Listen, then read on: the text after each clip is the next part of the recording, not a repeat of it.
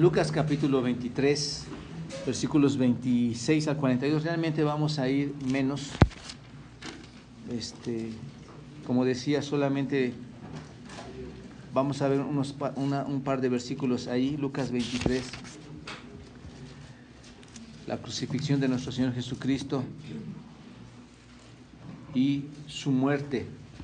He hablado con ustedes mucho acerca de lo que significa el amor. Ustedes recordarán, he hablado mucho con ustedes lo que significa el amor, las diferentes clases de amor, el amor filos, el amor ágape, entre otras.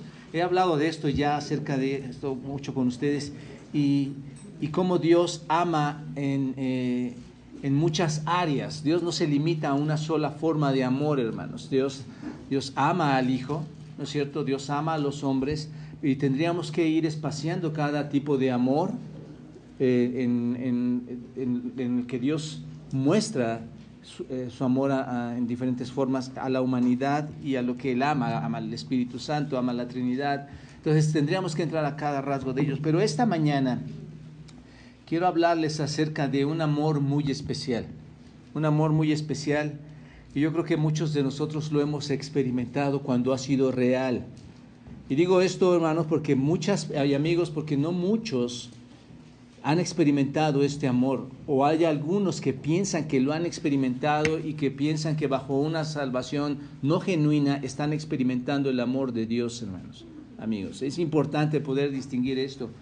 Pero quiero hablarles esta mañana acerca del asombroso amor de Dios para con los pecadores. Lo que vamos a tratar esta mañana, el amor tan grande, tan asombroso que Dios tiene para con el pecador. La entrega, hermanos, total del Señor Jesucristo, demostrada en su obediencia y su muerte en la cruz. Cuando el Señor Jesucristo se entrega a la cruz en obediencia al Padre, revela ese gran amor asombroso de Dios hacia los pecadores. ¿Se dan cuenta? Vamos a tener una comida y porque viene el Día del Amor y la Amistad, pero nosotros enfocamos estas cosas a la realidad de lo que es el amor. El amor no es, en cierto sentido, un sentimiento, y no es el de regalarnos unos a otros algo, el obsequiarnos algo. El amor, hermanos, en este caso es cuando Dios, por medio de Jesucristo, al enviarlo a la cruz y Él en obediencia se entrega a este sacrificio, muestra a Dios el amor a los pecadores. Y entiendes tú de lo que estoy hablando. Cuando tú recibiste a Cristo, ese amor se mostró en ti. Las cosas fueron muy diferentes. Esto al día de hoy, a todos los que somos creyentes, a todos los que somos cristianos, nos sigue motivando, hermanos. Hoy en día ese amor nos sigue animando, nos sigue motivando. Sabemos que somos amados por Dios, porque ha dado algo especial a su Hijo Jesucristo por amor al mundo. Entonces, el amor de Dios es revelado ¿en dónde, hermanos? En la cruz de nuestro Señor Jesucristo. ¿Están de acuerdo en esto? Sí. El amor de Dios se revela en la cruz de nuestro Señor Jesucristo. Su amor lo llevó a dar sus vidas por nosotros. Eso es eso, hermanos. No es algo que te distinga más allá a ti de otras personas y que seas mejor que otras personas y que Dios vea cualidades en ti por tener ciertas características especiales. No es eso. No es eso. Estamos agradecidos porque Dios en su amor te ha elegido, en su amor ha entregado a su Jesucristo para que tú creas en Él. Y tenemos textos que respaldan este tipo de amor, de lo que les estoy explicando. Primera de Juan, en el capítulo 3, versículo 16, dice: en esto hemos conocido el amor, en que Él puso su vida por nosotros. En esto hemos conocido el amor. Entonces la pregunta es, ¿en qué? ¿En qué hemos conocido el amor?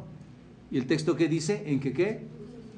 En que Él, Señor Jesucristo, puso su vida por nosotros. En esto lo hemos conocido. Yo deseo que tú conozcas también esto, que entiendas que Cristo vino a esta tierra para dar su vida por ti, porque estamos en pecado, estamos en deuda con Él, hay una paga para este pecado.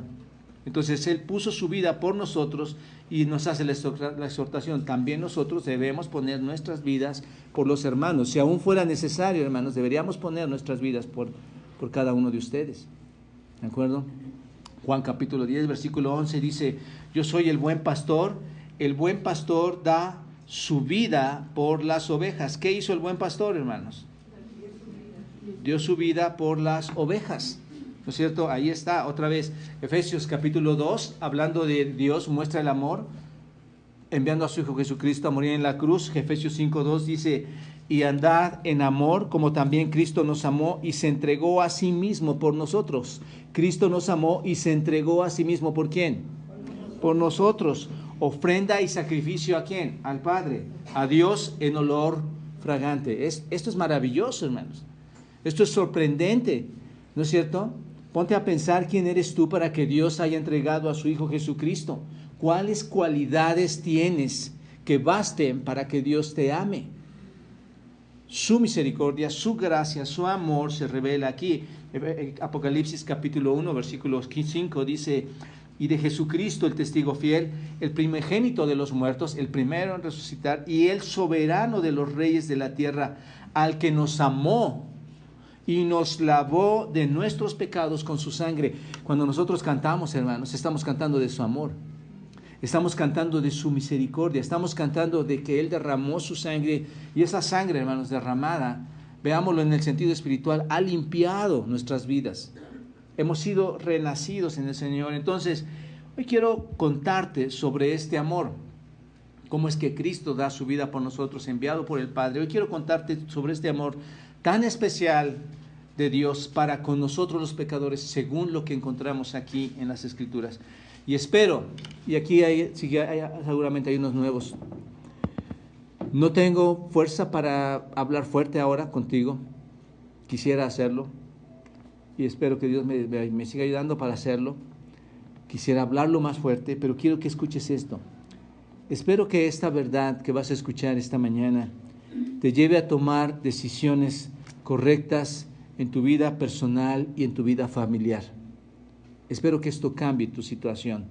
Espero que entiendas cómo es que Dios nos ama de esta manera. Abran sus Biblias entonces en Lucas capítulo 23, versículos 32 al 39. Lucas 23, 32 al 39. Dice así, ¿todos lo tienen? Dice, llevaban también con él a otros dos. Está el Señor Jesucristo, viene la crucifixión, donde toman a Simón de Cirene para tomar la cruz del Señor Jesucristo, para pedir ayuda, llevar la cruz. Más adelante dice, llevaban también, y le lloraban, las mujeres le lloraban y decían, es mejor que usted, ¿por qué lloran? Dice el Señor, no lloréis por mí, sino llorar por vosotras, ¿no es cierto? Por vuestros hijos, porque vendrán días en que dirán, bienaventuradas las estériles, y los vientres que no concibieron y los pechos que no crearon. Más adelante dice, llevaban también con él a otros dos, versículo 32, que eran malhechores, dos hombres malhechores, iban a ser crucificados juntamente con nuestro Señor para ser muertos, versículo 33, y cuando llegaron al lugar llamado de la calavera, le crucificaron allí y a los malhechores, uno a la derecha y otro a la izquierda. Y Jesús decía, Padre, perdónalos, porque no saben lo que hacen. Y partieron entre sí sus vestidos, echando suertes. Y el pueblo estaba mirando, y aún los gobernantes se burlaban de él, diciendo, a otro salvó, sálvese a sí mismo, si este es el Cristo, el escogido de Dios. Los soldados también le escarnecían, escarneciéndose y presentándole vinagre, y diciendo, si tú eres el rey de los judíos, sálvate a ti mismo. Había también en él un título escrito con letras grandes, latinas y hebreas, este es el rey de los judíos. Y uno de los malhechores que estaban colgados le injuriaban diciendo, si tú eres el Cristo, sálvate a ti mismo y a nosotros. Y respondiendo el otro, le reprendió diciendo, ¿ni aún temes tú a Dios estando en la misma condenación? Nosotros a la verdad justamente padecemos, porque recibimos lo que merecieron nuestros hechos, mas ningún mal hizo. Sabemos que fue crucificado sin pecado nuestro Señor Jesucristo. Y dijo a Jesús, acuérdate de mí cuando vengas a tu reino. Entonces Jesús le dijo, qué palabras tan hermosas, ¿verdad, hermanos? acuérdate de mí. ¿Quién no quiere el recuerdo de Cristo en nuestras vidas, hermanos? Cuando estás en medio de pruebas, de dificultades, de verdad dices, acuérdate de mí. Y observen el amor tan grande. De cierto te digo que hoy estarás conmigo en el paraíso. Cuando era como la hora sexta, hubo tinieblas sobre toda la tierra hasta la hora novena, y el sol se obscureció y el velo del templo se rasgó por la mitad. El significado de que tenemos la apertura directa, ya no nada más interventores, sino ahora tenemos directa comunión con el Señor, directa comunicación con el Señor. Dice que se se rasgó el templo, el velo del templo a la mitad. Entonces Jesús, clamando a gran voz, dijo: Padre, en tus manos encomiendo mi espíritu. Y habiendo dicho esto, expiró. Cuando el centurión vio lo que había acontecido, dio gloria a Dios, diciendo: verdaderamente este hombre era justo. Y toda la multitud de los que estaban presentes en ese espectáculo, viendo lo que había acontecido, se volvían golpeándose el pecho. Pero todos sus conocidos y las mujeres que le habían seguido desde Galilea estaban lejos mirando estas cosas. Déjenme explicarles un poquito esto. Voy a tratar de ser breve en esto. Déjenme explicarles estas cosas. Solo voy a tocar algunos versos de este texto, pero déjenme explicarles un poquito el contexto. Déjenme explicarles acerca del día.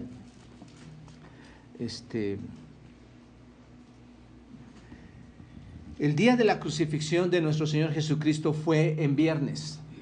Fue en un día viernes. Todos los evangelios afirman que el día después de la crucifixión, esto es el día sábado, siguieron los acontecimientos. Tú lo puedes ver. Afirman que el día después de la crucifixión era sábado. Entonces tú puedes ir a Mateo 27, Marcos 15, Lucas 23, Juan, lo que estamos viendo, y Juan 19, y puedes ver todo esto. Todos los evangelios afirman que las mujeres visitaron la tumba de nuestro Señor Jesucristo el día después del sábado. También lo puedes ver en todos los evangelios. ¿Cuál es el día después del sábado? Es decir, el primer día de la semana. ¿Cuál? El domingo.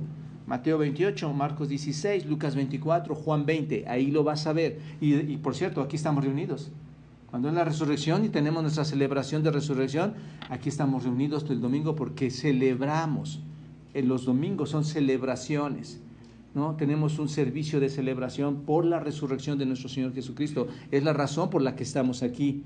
Lo hicieron en el pasado, continuaron después del día sábado, lo pasaron al domingo en la resurrección y por eso estamos aquí ahora. Entonces, fue el primer día de la semana que nuestro Señor Jesucristo resucitó y celebraron esto.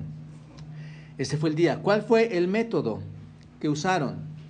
Bueno, la crucifixión, hermanos, era de origen oriental, ¿no? Según teólogos, y de uno de estos teólogos estoy bajando esta información, la crucifixión la practicaban los persas, practicaban la crucifixión.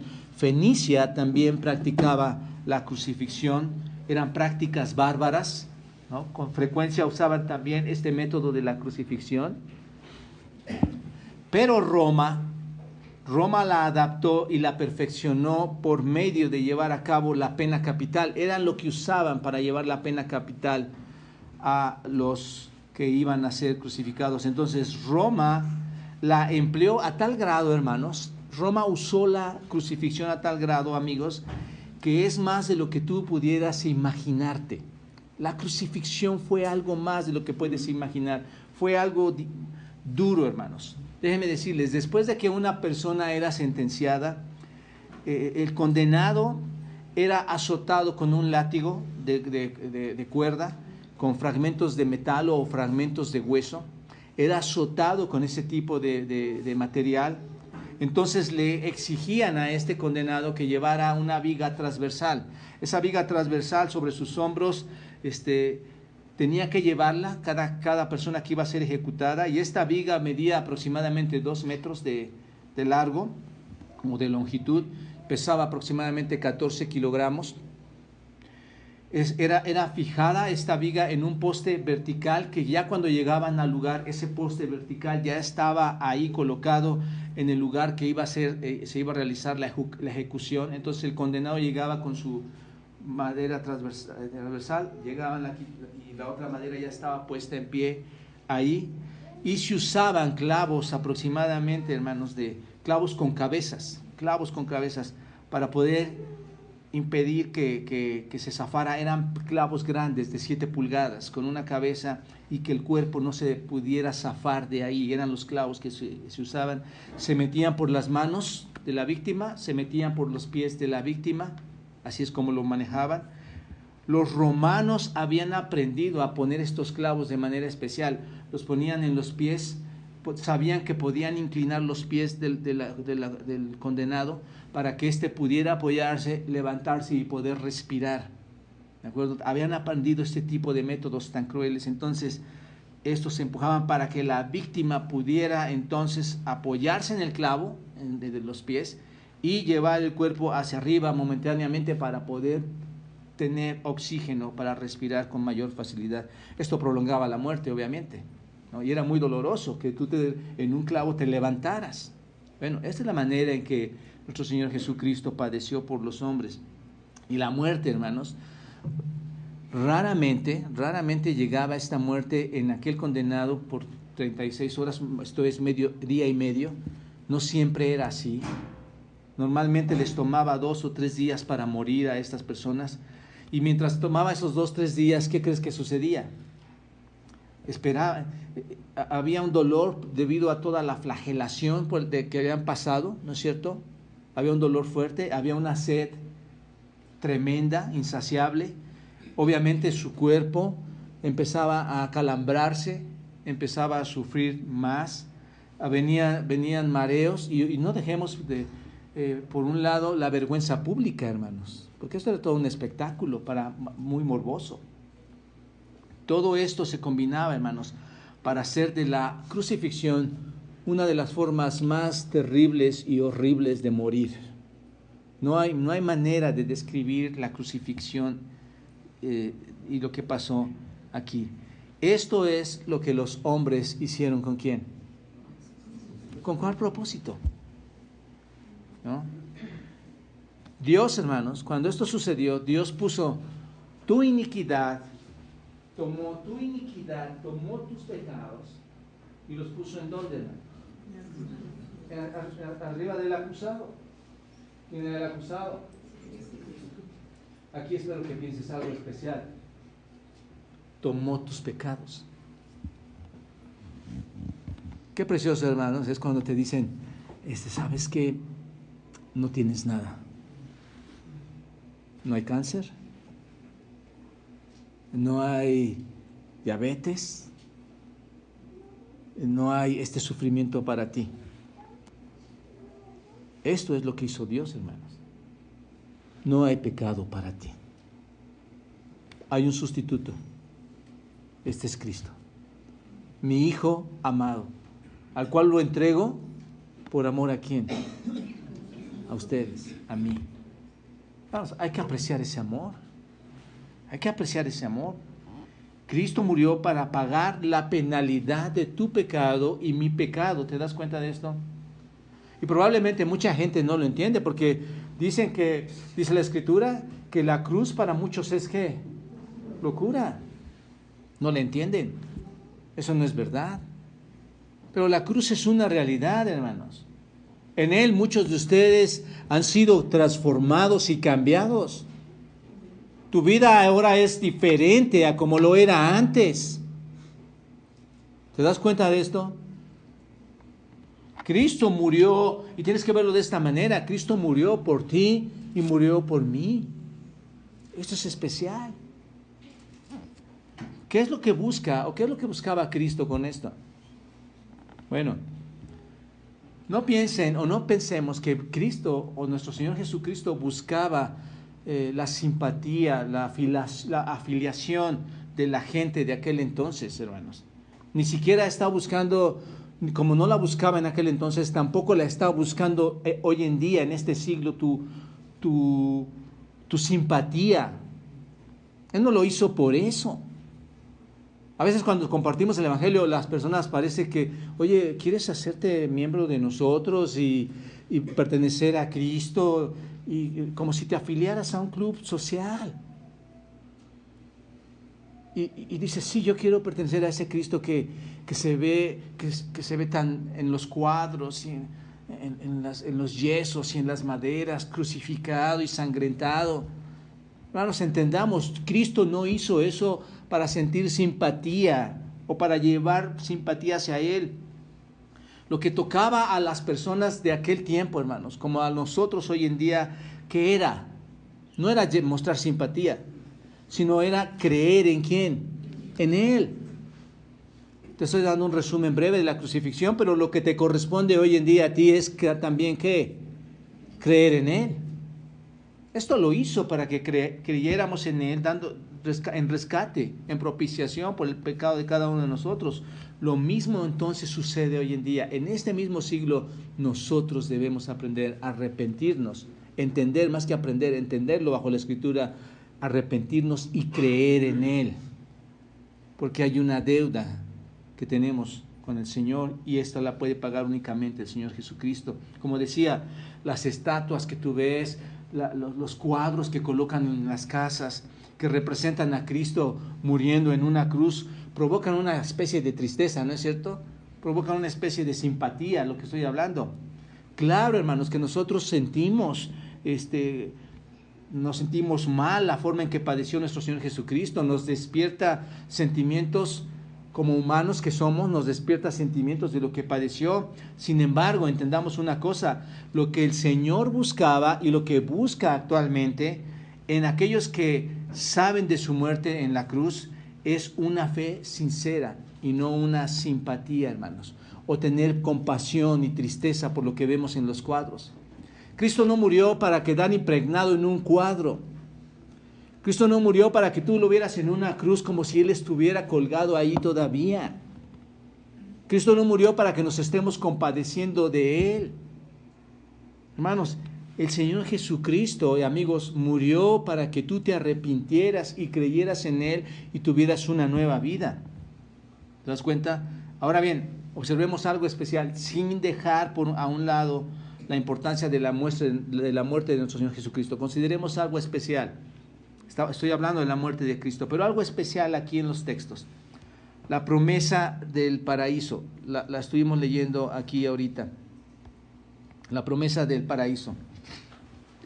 Se refiere al cielo, hermanos. Siempre que un pecador, siempre que alguien se arrepiente, un hombre, una mujer se arrepiente de su pecado y cree en el Señor Jesucristo, ¿qué sucede con esa persona? Nace de nuevo. Siempre que te arrepientes, naces de nuevo. Y en ese momento empiezas a formar parte de la familia ¿de quién? De Dios. Es lo que sucede. Y tenemos textos que lo respaldan. Juan capítulo 1, versículo 12 dice, mas a todos los que le recibieron, a los que ¿qué?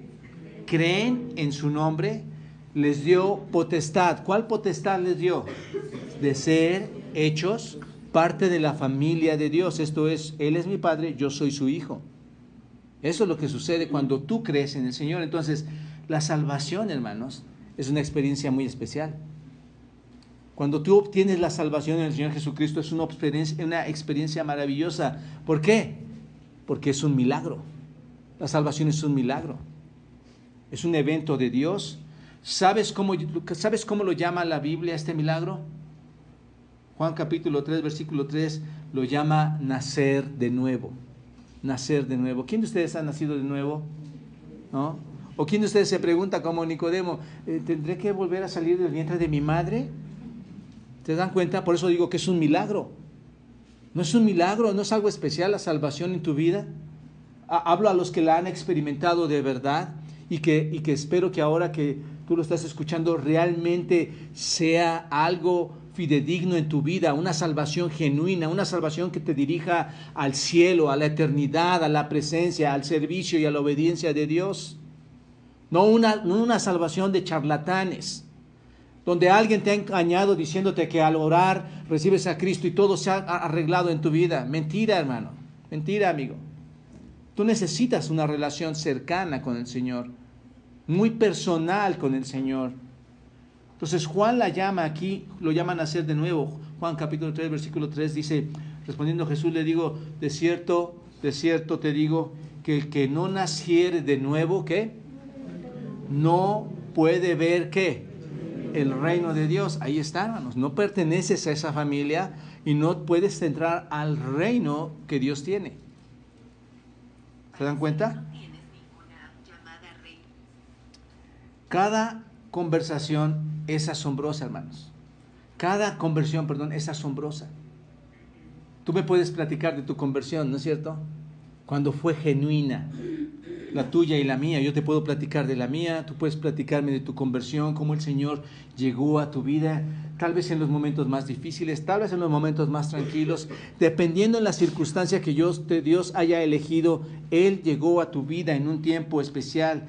Cada conversión es asombrosa. Así que la conversión del ladrón, ¿se acuerdan que leímos aquí? La conversión que está aquí del ladrón que está en la cruz es una de las conversiones más maravillosas, hermanos, en las experiencias espirituales de los cristianos. La acabamos de leer, pero es algo especial. Esa conversión es algo especial. Observa, el Señor, hermanos, está entre dos malhechores, ¿no es cierto? Está entre dos malhechores. Versículo 39 y versículo 32, observen. Está ahí entre dos malhechores. Versículo 32, dice aquí que lo llevaban también con él. ¿A cuántos? A otros dos. ¿Que eran qué, hermanos? Estos sí eran malhechores, hermanos. Estos eran dos hombres malhechores. Y el versículo 39 dice, y uno de ellos, uno de los malhechores que estaban colgados, le injuriaba diciendo, si tú eres el Cristo, sálvate a ti mismo y a nosotros. Pero aquí podemos comprobar que efectivamente, ¿cuántos iban con él? Dos. A la muerte también. Estos dos directo a la muerte. Bueno, ¿cuántos malhechores pudiéramos haber aquí?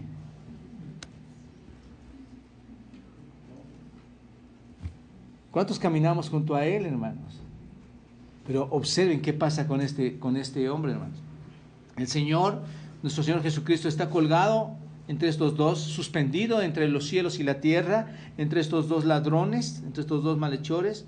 Y esto no es casualidad de que está entre dos malhechores. Este es un cumplimiento de las Escrituras, hermanos. Conectado al Antiguo Testamento, Isaías capítulo 53, obsérvenlo, capítulo 53 en el versículo 12. Esto no es casualidad. Aquí se cumple la Escritura cuando dice en versículo 12 de Isaías 53, por tanto, yo le daré parte con los grandes a nuestro Señor Jesucristo y con los fuertes repartirá despojos por cuanto derramó su vida hasta la muerte. Y fue contado ¿con quién? Con los pecadores, dice el texto. Ahí está, cumpliéndose exactamente lo que está sucediendo en ese momento histórico. Fue contado con los pecadores y habiendo llevado el pecado de muchos y orado por los transgresores. Ahí se está cumpliendo Isaías, hermanos, en ese momento. Entonces observen, no se estaba cumpliendo el plan de los hombres. Los fariseos y los escribas y todos los judíos que no aceptaban al Señor, no decían crucifícale, pero esto no estaban aceptando, no es que el plan de ellos estaba tomando forma y se estaba cumpliendo. ¿Qué estaba sucediendo ahí, hermanos? Isaías dice que esto iba a suceder, ¿no es cierto? Se estaba cumpliendo el plan de ¿quién? De Dios, tal como Jeremías 1:12 dice, bien has visto, le dice a Jeremías, porque yo apresuro mi palabra para ponerla por obra. La palabra de Dios se va a cumplir hoy, se ha cumplido antes y se va a cumplir en un futuro, hermanos. Que lo tengan por seguro. Todo lo que Él ha prometido va a suceder. Bueno, estaban entonces estos dos ladrones junto con nuestro Señor Jesucristo. ¿Y qué pasa con estos ladrones? Estos ladrones también escucharon la oración, la que se está mencionando ahí en Isaías. Escuchan la oración, observen, versículo 24. Y Jesús decía, ¿qué estaba haciendo el Señor? Estaba orando, hermanos. El Señor estaba orando. Padre, ¿qué? Perdónalos. ¿Qué es esto? ¿Qué es esto de perdónalos? No es más que amor, hermanos. Padre, perdónalos. ¿Por qué? Porque no saben lo que hacen. ¿Cuánta gente hoy en día, hermanos, ofende a Dios de una manera abierta? ¿Cuánta gente hoy en día rechaza a Dios y aún los propios creyentes, con sus propias actitudes, sus propios actos, ¿no es cierto?, su propio estilo de vivir. Ofendemos a Dios con nuestras vidas, aún diciéndonos creyentes. Pero el Señor, hermanos, muestra su amor y dice, Padre, y observen, trasládense, hermanos, por un momento a ese contexto, amigo. Está toda la gente, todo el espectáculo, y Él está ahí, con dos malhechores, y les dice, Padre, perdónalos porque no saben lo que hacen. Y siguen los cumplimientos, se repartieron entre sí sus vestidos, echando suertes. Los ladrones, ¿qué escucharon? Piensen en esto. ¿Qué escucharon los ladrones? Su oración. Estaban ahí al lado de Él. ¿Sabes? Tú nunca vas a poder decir, yo nunca escuché al Señor interceder por mí. Porque ahí tienes su palabra. ¿No es cierto? El Señor está ahí como nuestro abogado, intercediendo por cada uno de nosotros, hermanos. Nunca vas a poder decir que no lo hizo, tal como lo hizo con estos ladrones, ¿no es cierto? El Señor ora, habla al Padre y le dice, perdónalos. ¿Y qué es lo que sucede ahí, hermanos? El Espíritu Santo usa esta oración, está trabajando con esta oración para hablar al corazón ¿de quién? Obviamente de todos los que quieran escucharlo, pero en este contexto, uno de los ladrones escuchó esta oración. Es importante esto. Uno de estos ladrones escucha la oración. ¿Qué está sucediendo aquí, hermanos? ¿Qué es lo que está pasando? El Señor Jesucristo está con estos hombres. Estos escuchan la oración de nuestro Padre. ¿Y quién está ahí presente dando esa oración, hermanos? Es el mismo Cordero de Dios que quita el pecado del mundo, hermanos. Aquí está el que perdona ¿a quién? A los pecadores.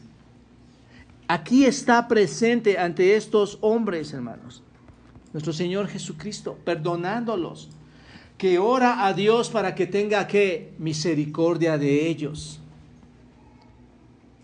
Hermanos, oremos para que Dios tenga misericordia de aquellos que no quieren escuchar realmente, de aquellos que tienen una fe fingida, de aquellos que ni siquiera tienen esa fe, ese don de Dios que otorga y que solamente Él lo puede dar.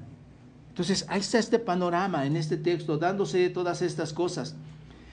Estando ellos ahí, observaron algo que pusieron aquí en la cruz. ¿Recuerdan ustedes? Vieron el título en la cruz. Estos hombres lo veían ahí.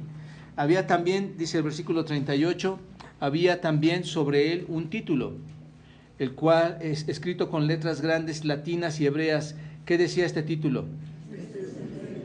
Este es el Rey de los Judíos. Si tú lo observas en los 4 evangelios, se menciona el título y tienen variaciones, ligeras variaciones. En los 4 evangelios este título se menciona también. Por ejemplo, los 4 coinciden con el de Marcos en afirmar la descripción, que esta descripción decía el Rey de los Judíos. Lucas añade, este es el Rey de los Judíos. Al principio pone, este es. Mateo comienza, este es Jesús. Entonces todos apuntando a esto, hermanos. La versión que tenemos en Juan, en el Evangelio de Juan, comienza con Jesús de Nazaret, Rey de los Judíos. Pero todos apuntan a esto. Entonces, al unir todos los títulos que estos hombres estaban viendo, en realidad lo que quedaría escrito sería esto: este Jesús de Nazaret es el Rey de los Judíos. Si logramos abarcar todo, hermanos. ¿Qué significa Jesús, hermanos? Salvador.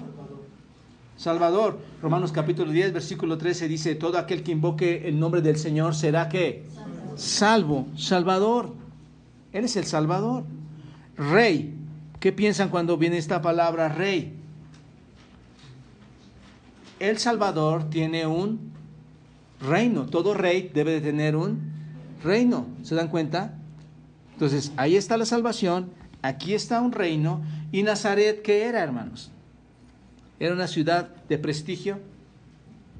Era una de las ciudades más menospreciadas, hermanos. Era una ciudad rechazada.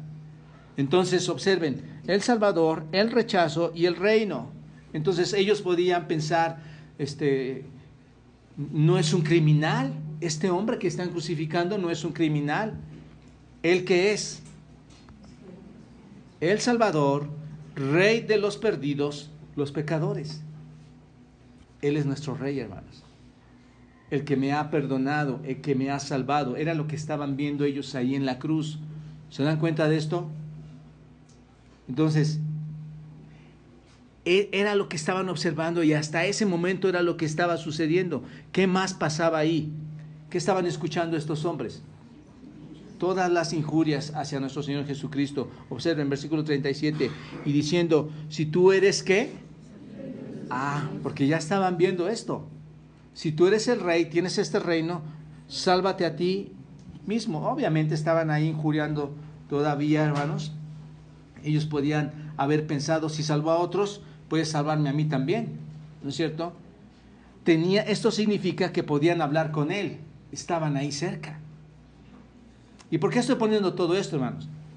Porque podríamos hacer un paralelo de lo que tú también tienes oportunidad de hacer, acercarte a él. Somos pecadores al lado de nuestro Señor Jesucristo. Él ya hizo lo que tenía que hacer por amor a nosotros. Nosotros tenemos que hacer cosas como acercarnos, arrepentirnos a nuestro Señor. Ellos escucharon las injurias y decían, y uno de los malhechores que estaba colgado estaba injuriando, observen, si tú eres el Cristo, sálvate a ti mismo, ¿no es cierto? Ellos podían haber pensado que salva a otros, tenían acceso directo entonces con ellos. ¿Qué más podemos decir? Veían algo diferente en nuestro Señor Jesucristo. Observen, versículo 41, ¿qué veían de diferente en Él? Nosotros a la verdad justamente padecemos porque recibimos ¿qué? Lo que merecen nuestros hechos. ¿Pero qué veían de diferente? Él no hizo ningún mal. ¿Se dan cuenta? No hay mal en Él. Pero ¿saben una cosa, hermanos, amigos?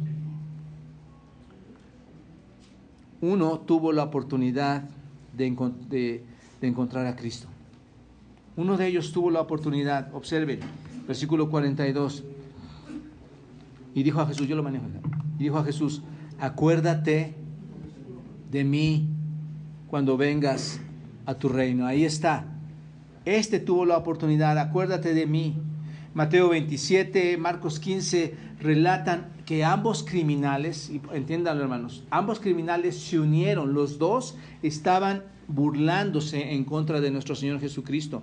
Ustedes vayan y véanlo, Mateo 27, 44, Marcos 15, 32. Los criminales ambos se burlaban de él. Sin embargo, hermanos, en el transcurso de las horas, en el transcurso del tiempo, la conciencia de uno de estos hombres, de uno de estos malhechores, fue traspasada. ¿Y qué sucedió con él?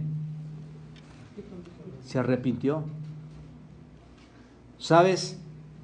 Hay mucha posibilidad bajo el Señor Jesucristo de que tú puedas arrepentirte también, que tú puedas acercarte al Señor. Dios da su providencia a los hombres, crea situaciones para que la gente le reconozca, para que la gente le confíe en Él, para que crea en Él y sean salvos. Dios pone diferentes circunstancias. Aquí hay unos invitados hoy. Tal vez algunos conocen, otros no, tal vez has oído o no. Pero Dios, hermanos y amigos, ha puesto este momento para estas personas y para ti que escuches esto. Nada es circunstancial. Dios busca todos estos momentos, los pone de verdad en amor hacia nosotros para que le reconozcamos. En este caso, este hombre admitió que tenía temor de Dios, ¿no es cierto? Admite esto. Y este hombre quería estar listo para encontrarse un día en la misma presencia de Dios. Dense cuenta de esto, ¿no es cierto? ¿Cómo sabemos esto? Observen. ¿Reconoció qué? Reconoce su pecado. Versículo 41, ¿qué dice? Nosotros a la verdad juntamente padecemos porque recibimos lo que merecieron nuestros hechos, mas ningún mal hecho. ¿Qué está diciendo este hombre? ¿Qué está diciendo? ¿Qué es lo que nosotros no decimos? Reconocer nuestro pecado, hermanos. estamos cargando con Él. Observa que esto es muy diferente en una relación con el Señor, de asistir solamente a la iglesia, de abrir la Biblia y leerla, de hacer supuestas oraciones. Esto es una relación diferente. Él está pasando por un proceso permitido por Dios y el Espíritu Santo para reconocer a Dios en su vida. ¿Se dan cuenta, hermanos, amigos? Está reconociendo a Dios y Él dice, nosotros, no incluye al Señor Jesucristo, nosotros a la verdad hemos pecado, hemos hecho mal. ¿Cuánto cuesta al hombre de hoy reconocer esto, no es cierto? Tanto rechazo, hermanos, amigos, es el mismo rechazo del primer siglo y de antes. Lo querramos o no, el hombre sigue en su interior pecaminoso, hermanos, sin reconocer a Dios en su vida. ¿Se dan cuenta de esto? Entonces, este hombre admite que temía a Dios, lo reconoce. Este hombre quería estar listo para encontrarse con Dios ¿cuándo? Él sabía que iba a suceder algo. Ahora sí sabía algo muy importante. Este malhechor sabía algo en su vida, que voy a morir. En 3 días voy a morir mínimo, ¿no es cierto? Pero voy a morir. No sé si tú estés consciente de que también vas a partir. Este hombre dijo, reconoce su pecado. Nosotros justamente realmente estamos aquí porque hemos pecado. El ladrón da testimonio de la inocencia de nuestro Señor Jesucristo. Él no pecó y él se confiesa culpable a sí mismo. Entonces, ellos quebrantaron la ley, por eso estaban condenados justamente. Esto es lo que admitió este hombre. El punto es este: el pecador no puede ser salvo por medio de la cruz de Cristo hasta que admite su culpa. ¿Te das cuenta? Hasta que admites que has ofendido a Dios, hasta que admites que tienes pecado. No eres salvo porque empiezas a hacer cosas buenas. Este hombre no es salvo porque, bueno, sí, ¿verdad? Yo hice mal y él hizo bien, yo estoy aquí. Eso no es reconocer nada. Él reconoce la pureza de Dios, él reconoce su bajeza delante de él. Aunque tú hagas muy buenas obras, esto no te va a llevar. La cruz de Cristo muestra su poder cuando tú te arrepientes de verdad. Por eso las cosas en la vida de muchos siguen igual. Ahí es donde debemos preocuparnos. Porque si las cosas siguen igual, es que, ¿qué sucede, hermanos? Cristo no está morando en esa persona, si tu vida no ha cambiado. Nueva criatura somos en el Señor, las cosas viejas pasaron, y aquí son todas hechas nuevas. Entonces, ¿qué entiende este hombre, hermanos? Entiende que hay vida después de la muerte. Qué increíble, ¿no es cierto? Él está entendiendo esto, porque ¿para qué le pide al Señor este tipo de súplicas? Observen, versículo 42. Y dijo a Jesús, acuérdate. ¿Cómo trae tanto sentimiento a mi corazón esta palabra, hermanos? Podemos decirle al Señor en muchas áreas de nuestra vida, acuérdate, ¿no es cierto? Hay tantas áreas que podemos pedirle al Señor que se acuerde de nosotros. Pero hermanos, este hombre estaba diciendo, acuérdate de mí cuando vengas en tu reino. La oración de este ladrón, que por cierto estaba ya arrepentido, reveló que creía en qué, hermanos. ¿En qué creía este ladrón ahora? En el Señor Jesucristo, y creía en algo más. Que hay vida después de la muerte. Él sabía, él creía, hermanos. Y aquí está, en los funerales esto en muchos incrédulos no existe. Pero este hombre, hermanos, reveló que creía en la vida del alma después de la muerte. Yo estoy convencido, hermanos, y es donde la fe te sostiene mucho. Tengas lo que tengas, cualquier enfermedad que pases, estoy convencido, hermanos. Por la gloriosa promesa de Dios, estoy convencido que Dios va a tomar mi alma. No me va a dejar en el Seol. Él va a tomar mi alma, hermanos. Y eso me garantiza una plena relación con Dios, hermanos. Una íntima relación en su presencia. Basta de tanta degeneración en esta tierra, hermanos. Todo lo que hagas no tiene sentido si Cristo no es parte de tu vida. Tu alma depende de que Dios te haya aceptado y tú hayas reconocido tus pecados.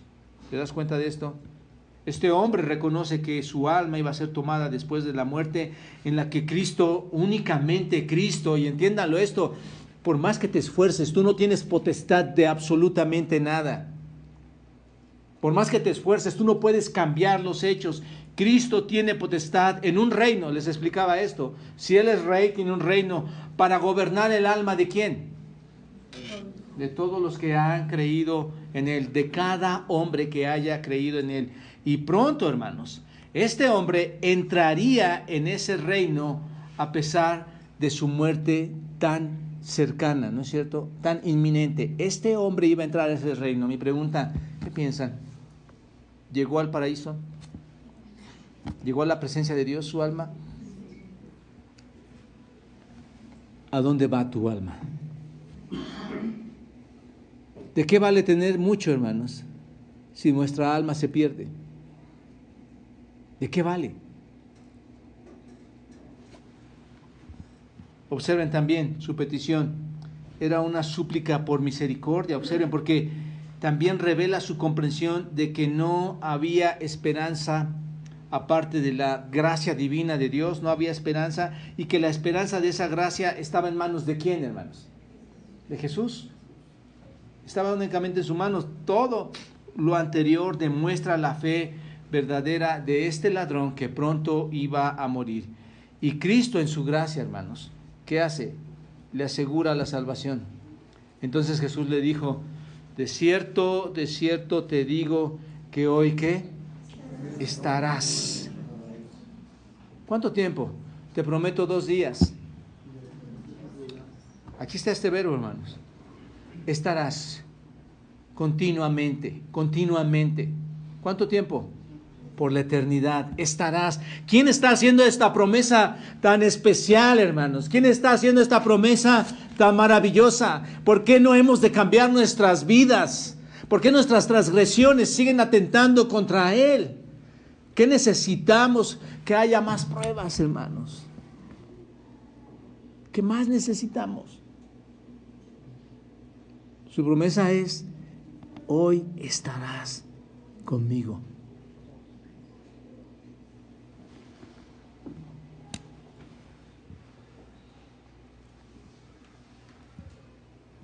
Todo lo anterior demuestra la fe de este hombre, hermanos.